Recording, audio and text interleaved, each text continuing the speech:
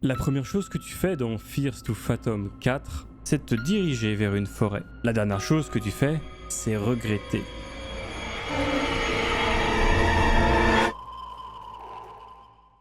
Ce jeu est tiré d'une histoire vraie. Celui qui témoigne, c'est Jack Nelson, et il y a quelques années, il était garde forestier aux États-Unis. Un métier qui consiste à surveiller une forêt pour signaler toute activité suspecte, comme des campeurs qui n'ont pas le droit d'être là, ou des incendies, par exemple. Au début du jeu, Jack est en route vers sa tour de contrôle. Il reçoit une notification sur son téléphone qui vient de Kayla, sa sœur, et il y a aussi une discussion avec Mitch, son patron. Kayla lui demande où il en est dans son voyage, et en continuant sa route, elle lui renvoie un message pour lui recommander un restaurant de burgers. Et pile au moment où elle dit ça, justement, Jack passe devant ce fameux restaurant. Donc, il décide de s'arrêter. Il rentre dans le fast-food. Visiblement, il est vraiment très bon, vu la vitesse à laquelle mange le mec juste assis devant lui. Alors, il s'assoit, il commande un burger exactement comme lui a conseillé Kayla, et il va aux toilettes. On lui amène son plateau, il le dégomme en à peine 10 secondes et il demande l'addition. $6,60. Et c'est là qu'on voit que c'est une histoire qui date, parce qu'aujourd'hui ça aurait au moins coûté 15 balles. Bref, il revient à son camping-car et vers 20h, il arrive finalement au centre de contrôle principal. Il y a une maison, une barrière. Bon, voyons ce qu'il peut faire.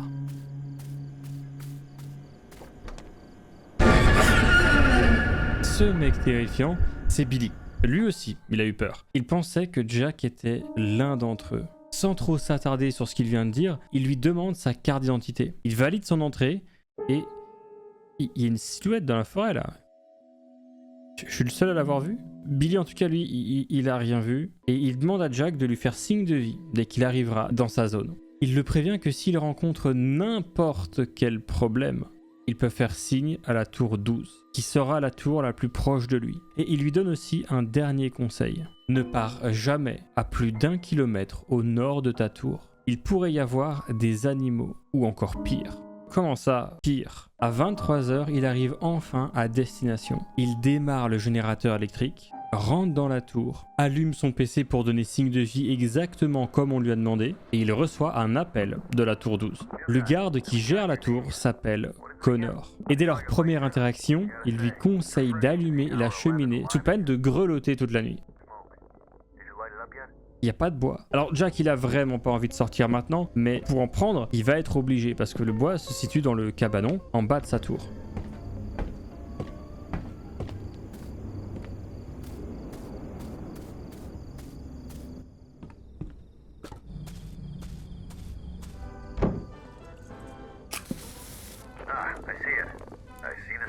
Chaque soir, avant d'aller dormir, il doit faire un rapport météorologique. Mais juste avant ça, il va regarder la petite vidéo d'introduction qui est préparée pour tous les nouveaux rangers qui rejoignent le parc.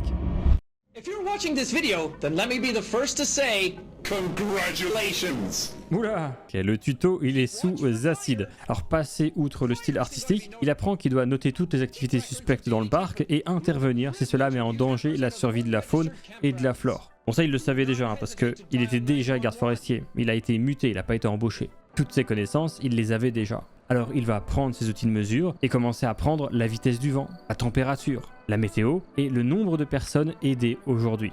Et vu qu'il vient d'arriver, bah c'est 0. Voilà, son premier rapport est publié. Et juste avant d'aller dormir, il prend le temps de regarder les autres vidéos qu'il y avait sur son ordinateur. Toujours aussi bizarre. I'm Ron Ross, and I'm here to paint with you. Today, I got some cool paint. This is something called testicular green. Enfin bref, lui il s'en fout, hein. Il voit une parodie de Bob Ross, il trouve ça marrant, et il va dormir. Dans la nuit, il se réveille à cause de bruits indescriptibles à la radio. Il sait pas trop ce que c'est.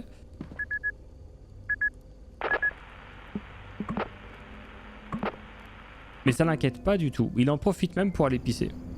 Sauf que, en étant dehors, il a une vague impression, comme si quelqu'un l'observait. Alors, Jack, c'est pas quelqu'un de superstitieux, il rationalise, il sait que son boulot est un boulot solitaire, où on peut commencer à imaginer des choses, donc il rentre dans sa tour, il se remet au lit, et il ferme les yeux. Et dès le lendemain, ça va beaucoup mieux. Il est avec son petit café, en train d'apprécier le nouveau paysage devant lequel il va se réveiller tous les matins. Alors malheureusement pour lui, ça n'a pas duré longtemps parce qu'il va recevoir un message de Connor qui lui dit qu'un feu vient d'être allumé à quelques kilomètres de là, dans une zone où le camping est interdit. Alors Jack, ça l'emmerde déjà d'avoir un connard qui fait du feu sur une zone interdite dès son premier jour de mutation. Et surtout que là, il est peinard avec son café. Mais bref, c'est son métier, il est là pour ça. Alors, il s'habille, il descend. Et il va suivre la fumée du feu dans le ciel pour aller à la rencontre du campeur.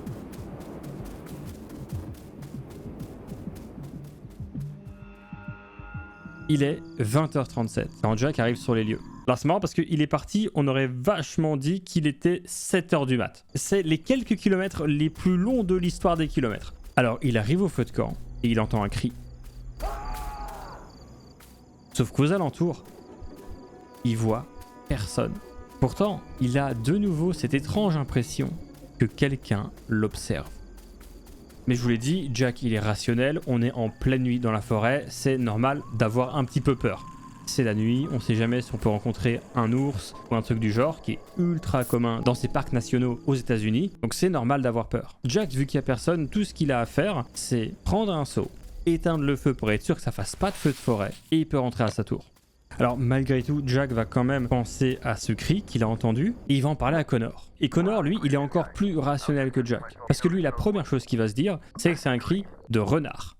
Parce que selon Connor, un renard qui crie, ça fait plus ou moins le même son qu'une femme qui crie. Sauf que là, pour Jack, c'était pas une femme qui criait. Il était sûr que c'était le cri d'un homme. Et c'est là que Connor ne va pas le rassurer. Parce que selon lui, il y a effectivement de plus en plus d'événements étranges dans cette forêt depuis la disparition de 3 gamins qui étaient partis camper dans la forêt et qui sont jamais revenus. Et quand les parents les ont cherchés, malheureusement sans succès, ils ajoutent qu'ils ont tous entendu le même sifflement. Ok. Bon, là ça va très peu le faire. Hein. S'il commence à avoir des enfants qui disparaissent, c'est pas vraiment ce que Jack aime dans son métier, parce qu'il y a de plus en plus de gens qui veulent camper dans maintenant ce qui est considéré comme étant une forêt hantée. Et Jack, au-delà d'avoir une forêt hantée, ce qui l'emmerde le plus, c'est qu'il y a plein de mecs qui vont venir camper, probablement sans autorisation, à des endroits complètement illégaux, ce qui va lui forcer à se bouger de sa tour. S'il pouvait se passer de ça, ce serait vraiment chouette pour lui. Alors maintenant qu'il est à sa tour, il va voir que sur son téléphone, en fait, il avait plus de réseau depuis qu'il avait quitté sa tour et il va recevoir tous les messages de sa sœur qu'elle lui avait envoyés dans la journée en un seul coup. Jack, il se dit que c'est pas super grave, surtout que là, il veut juste une seule chose.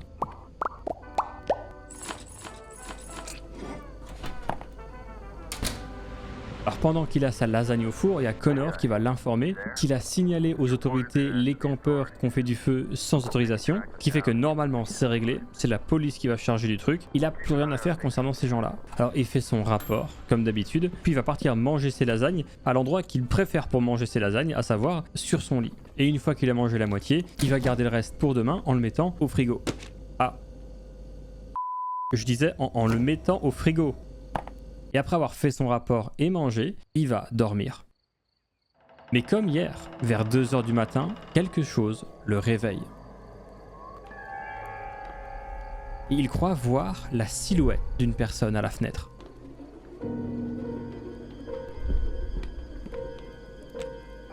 Alors Jack, il sait ce qu'il a vu. C'est pas quelqu'un de superstitieux, mais quand il voit un truc, c'est qu'il y a un truc.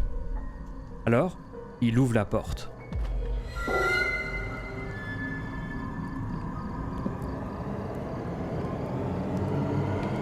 Là, Jack, il aime vraiment pas ce qui est en train de se passer. Il appelle Connor, il le réveille, lui explique la situation, et Connor, lui, il prend ça hyper à la légère. Apparemment, la dernière garde forestière qui était là avant lui recevait elle aussi énormément de trucs dans le genre. Et pour Connor, c'est juste des gamins qui tentent de faire peur. Et visiblement, ça marche parce que Jack, lui, n'a pas refermé l'œil de la nuit. Il y a un truc étrange dans cette forêt. Et juste pendant qu'il était en train de regarder le ciel, il voit une fusée de détresse. À la radio, il entend un homme qui demande de l'aide. Il a marché toute la journée sans voir le temps passer, mais maintenant il est perdu et il sait pas où aller. Avec les brèves informations qu'il lui donne, il regarde sa carte et lui indique selon lui le bon chemin à prendre. Enfin, ce que Jack considère comme étant le bon chemin. Vu qu'avec les quelques informations qu'il a, c'est pas évident de savoir précisément où est le randonneur. Mais au bout de quelques secondes, il rallume son talkie-walkie et le remercie en le prévenant qu'il entend Jack siffler au loin. Le randonneur entend des sifflements et est persuadé que Jack est juste derrière un arbre. Mais Jack, il est dans sa tour. Alors c'est qui le mec qui siffle?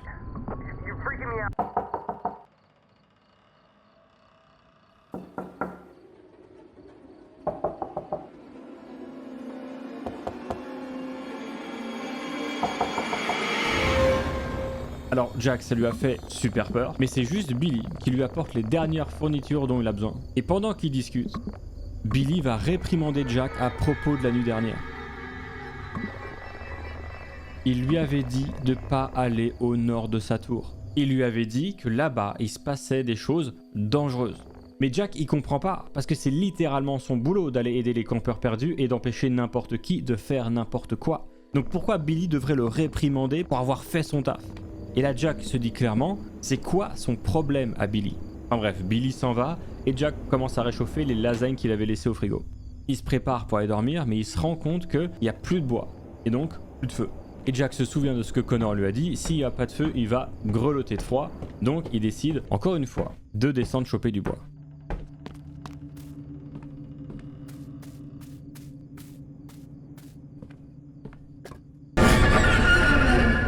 Les gens ici, ils ont un sérieux problème avec les jumpscares. Et ce mec qui vient d'apparaître devant Jack, apparemment, il s'appelle Silas. Il travaille dans la forêt. C'est un espèce de technicien. Alors c'est hyper bizarre parce que Jack pensait qu'il était le seul affecté dans la zone, mais en vrai ça lui fait hyper plaisir de voir quelqu'un, et surtout de voir quelqu'un qui l'engueule pas comme l'a fait Billy. Alors avec Silas, il discute un peu, il se souhaite la bonne nuit, et Jack repart dans sa tour avec le bois. Il allume son feu, il prévient Connor par radio qu'il va se coucher, et juste avant de partir, il dit qu'il a rencontré Silas et que ça lui fait trop plaisir.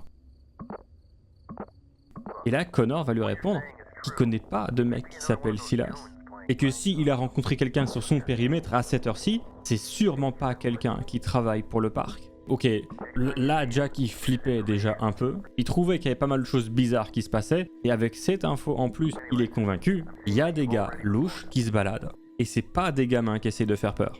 Et là Connor va lui dire, mec, prochaine fois que tu vois quelque chose de bizarre, prends une photo. Il nous faut des preuves. Si on veut faire un truc, il faut des preuves. 2 jours vont passer sans qu'il y ait rien de trop bizarre qui se passe, quand Connor va appeler Jack par radio pour lui dire qu'il y a une nouvelle mise à jour système à faire pour les ordinateurs du parc. Un truc hyper banal. Donc Jack, il allume son PC, il suit la manœuvre standard pour mettre à jour son ordi. Bon, le courant vient de se couper. C'est pas extrêmement rassurant, ok. Jack il comprend pas trop ce qui se passe. Il se dit que c'est peut-être la mise à jour qui a planté ou alors le générateur qui a plus d'essence. Alors il va descendre avec le peu d'essence qui lui reste, la verser dans le générateur et le redémarrer. Comme quoi c'était peut-être pas un problème dû à l'informatique. Alors ensuite Jack passe rapidement aux toilettes situées en bas de sa tour et remonte à l'intérieur. Et c'est là qu'il remarque que la tour de Connor a elle aussi subi une perte de courant. Donc ça veut dire que le problème c'était pas le générateur de Jack qui avait plus d'essence, c'est potentiellement bel et bien un problème dû à la mise à jour informatique. Alors ça fait chier, mais au final Jack il doit continuer à travailler et la maintenance chez Connor elle va durer 2 jours de plus. Il a récupéré l'accès à son électricité, par contre son ordi est toujours hors service. 2h du mat. Un appel de Connor. À ce qui paraît, il y aurait des gars en train de faire un feu, encore une fois dans une zone où ils auraient absolument aucun droit de faire un feu, et Jack il a pas envie de se lever.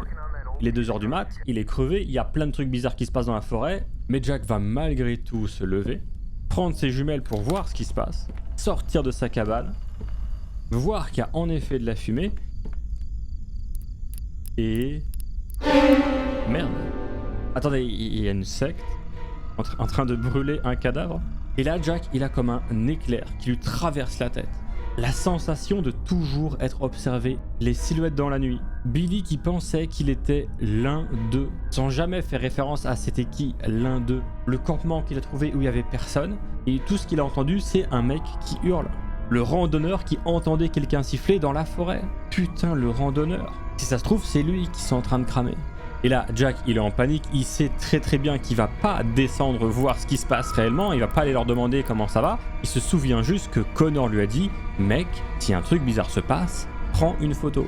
Alors Jack sort son appareil et prend une photo. Merde, ils l'ont clairement regardé.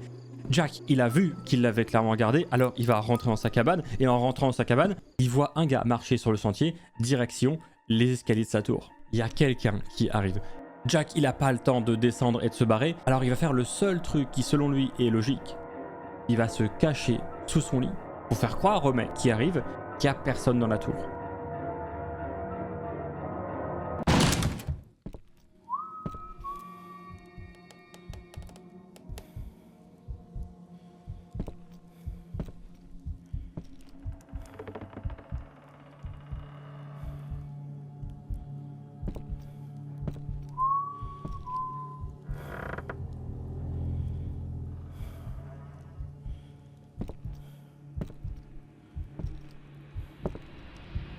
Au moment où le mec a le dos tourné, Jack saute sur l'occasion pour descendre de la tour le plus rapidement possible et va se cacher dans les toilettes qu'il y a en bas de sa tour. Et le mec, il a vu et entendu Jack sprinter dans les escaliers, du coup il va se mettre à le pourchasser, mais il va pas le voir rentrer dans les toilettes. Il pense que Jack s'est caché dans le cabanon à bois. Et Jack, au moment où il pense qu'il a assez de distance entre lui et le mec, il va sortir des toilettes et sprinter jusqu'à son camping-car pour fuir la forêt. Il ouvre la porte, il démarre le moteur et sans regarder derrière lui, il se casse. Il en revient pas de tout ce qui vient de se passer. Et selon lui, le plus effrayant, c'est pas qu'il y ait une secte qui brûle des mecs, mais c'est qu'il pense qu'absolument tout le monde est au courant. Selon lui, Billy, c'est évident qu'il savait quelque chose à propos de la secte. Il repense en boucle au fait que Billy pensait que c'était l'un d'eux. Au fait qu'ils lui disent toujours de pas s'éloigner de sa tour parce qu'il pourrait croiser des choses plus dangereuses que des animaux. Il repense aussi à Connor, à toujours lui dire qu'il exagère et que tout ce qu'il a vu de bizarre c'est soit un renard ou alors des enfants qui essaient de lui faire peur. Connor a toujours nié que quelque chose de bizarre était en train de se passer alors que la meuf qui gérait la tour de Jack avant lui, elle s'est littéralement barrée à cause de tout ça. Et même, maintenant qu'il y pense, le mec au restaurant de burger, c'est Silas. Et juste à côté de lui, on voit sa tenue de secte avec des outils pour creuser. Depuis le début, ils étaient partout. Et Jack aurait pu le savoir. Jack va continuer à rouler le plus loin possible. Et il va contacter Mitch, son patron. Et tout ce qu'il va trouver à lui répondre, c'est « Écoutez Jack, on est tous un peu fous ici. » Jack, il a pris contact avec la police. Ils ont fouillé la forêt, mais ils ont jamais rien trouvé. Personne l'a jamais cru. Tout le monde a toujours pensé que c'était Jack qui imaginait des choses parce que son métier est très solitaire. Pourtant, les randonneurs qui ont disparu ont bel et bien disparu. Mais il faut savoir qu'aux États-Unis, dans les parcs nationaux, il y a 330 personnes qui disparaissent tous les ans. Et c'est pas des sectes qui les enlèvent, c'est souvent des accidents. Son histoire, Jack, il l'a racontée aux développeurs du jeu. Et c'est pour ça qu'on a pu aussi bien la vivre. Mais la vérité, c'est qu'il est impossible de savoir si son histoire est vraie, si elle est exagérée, ou alors complètement inventée. Pour Jack, c'est sûr que c'est pas des accidents qu'on fait disparaître ces randonneurs, il est convaincu que c'est des gars de la secte qu'il a vus. Et c'est vrai qu'il arrive des fois que certains campeurs isolés se fassent prendre en chasse par des tueurs en série et disparaissent. Alors, la prochaine fois que vous allez camper, n'oubliez pas qu'à tout moment, quelqu'un peut se mettre à siffler.